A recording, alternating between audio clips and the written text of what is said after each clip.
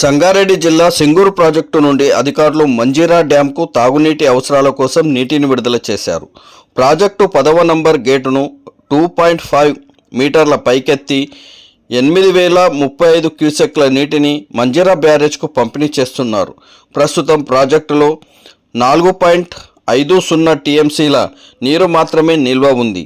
29.917 టీఎంసీల సామర్థ్యం కలిగిన సింగూరు జలాశయం ప్రాజెక్టు రివిట్మెంట్ కట్టకు ప్రభుత్వం రిపేర్లు చేస్తుండడంతో ఇటీవల సింగూరు జలాశయంలో ఉన్న నీటిని దిగువకు విడుదల చేసిన పనులు ప్రారంభించారు. సింగూరులో ప్రస్తుతం నీటి నిల్వ లేకపోవడంతో తాగునీటి ఇబ్బందులు తలెత్తే అవకాశం మెండుగా కనిపిస్తున్నాయి. అధికారులు నీటి సరఫరాకు ప్రత్యామ్నాయ ఏర్పాట్లు చేస్తున్నారు. హైదరాబాద్ తాగునీటి కోసం కొత్తగా 17 మోటార్లు ఏర్పాటు చేసి పంపింగ్ ప్రారంభించేందుకు అధికారులు సన్నాహాలు చేస్తున్నారు.